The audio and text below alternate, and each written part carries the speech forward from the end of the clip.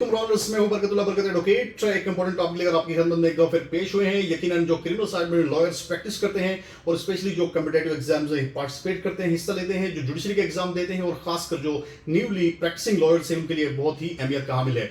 आपने अक्सर सुना होगा 22A 22B की पिटीशंस जो होती हैं, ex officio justice of peace, powers of ex officio justice of peace incorporated under section 22A 22B and subsection 6 and 3 of CRPC। तो आज हम बात करेंगे कि ex officio justice of peace के पास क्या पावर्स हैं, ex officio justice of peace के पास क्या उनकी क्या ड्यूटीज हैं, उसे कैसे यूटिलाइज कर सकता है और इन पावर्स की का इस्तेमाल किस वक्त किया जाता है, कब ये इन पावर्स को यूटिलाइज करते हैं। सेशन जजेस आज ये सब कुछ आपको बताएंगे, तो हमारे चैनल को एंड तक देखते रहिएगा। फर्स्ट ऑफ ऑल, जब किसी भी शख्स के घर कोई अकंस टू प्लेस होती है, यानी कोई वकूआ होता है और वो फौरन जो कंसर्निंग पुलिस स्टेशन उसे अप्रोच करता है for the lodging of the FIR।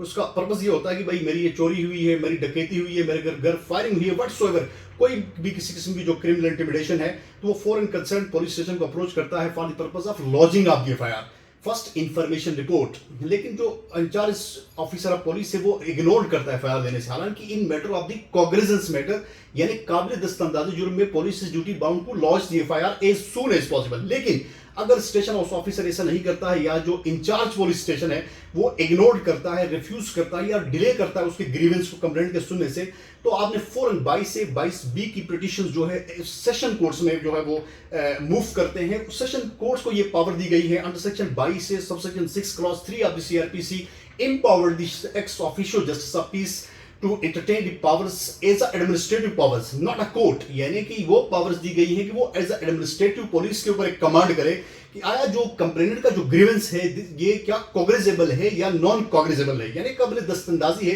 He is duty bound और primary duty of the ex officio justice of peace to see as to whether cognizance is made out or not। यानी कि काबिल दस्तंदाजी जो made out हो रहा है, यानी if made out cognizable offense, so the primary duty of the ex officio justice of peace to issue directions to the concerned SHO to lodge the FIR as soon as possible or attend the grievance of the complainant as per narration of the complainant।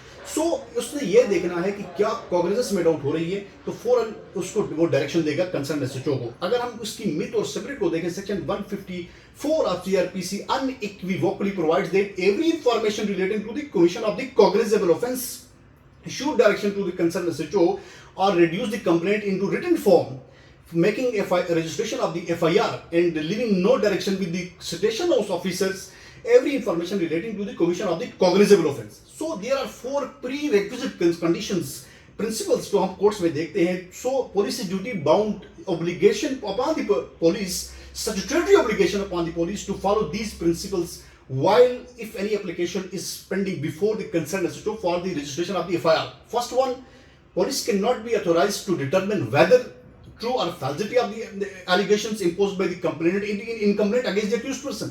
यानी वो जो allegation impose करता है किसी मुल्जिम के खिलाफ कोई complainant थाने में आके, तो ये पुलिस की वो नहीं है कि वो डिटरमिन करेगी या एप्लीकेशन जो है वो जो कंसिडरेबल है या नहीं है। This is a matter of the trial. So police के not authorise to conduct the preliminary trial, यानी वो कोर्ट की तरह ट्रायल शुरू करे, वो भी पुलिस के पास कोई अथॉरिटी नहीं। सो पुलिस के not be authorised to refuse the FIR just to because the accused person, the charge imposed by the complainant ignored by the or refused by the accused person की accused person इनकार है कि उन्होंने वो जुर्म नहीं किया, इस बुनियाद पे वो रिफ्यूज नहीं कर सकता। So investigation begins or start after registration of the FIR।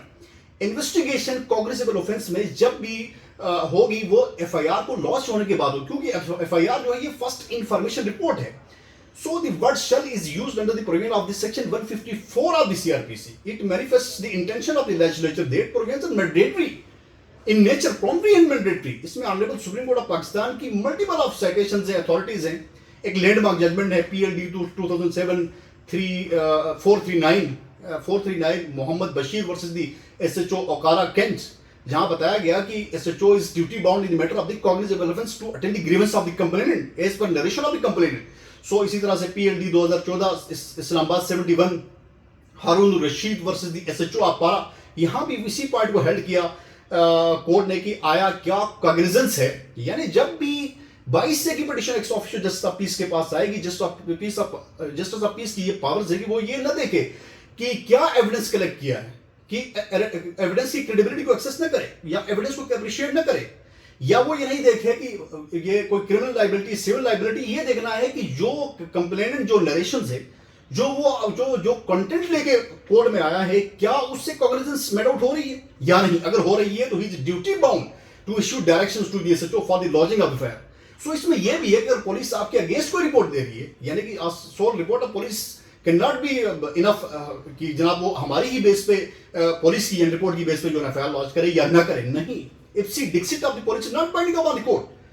So the police has no jurisdiction to create or delay or refuse to lodging of FIR in matter of the cognizable offense. वो कभी भी refuse नहीं कर सकती आपको, ये आपका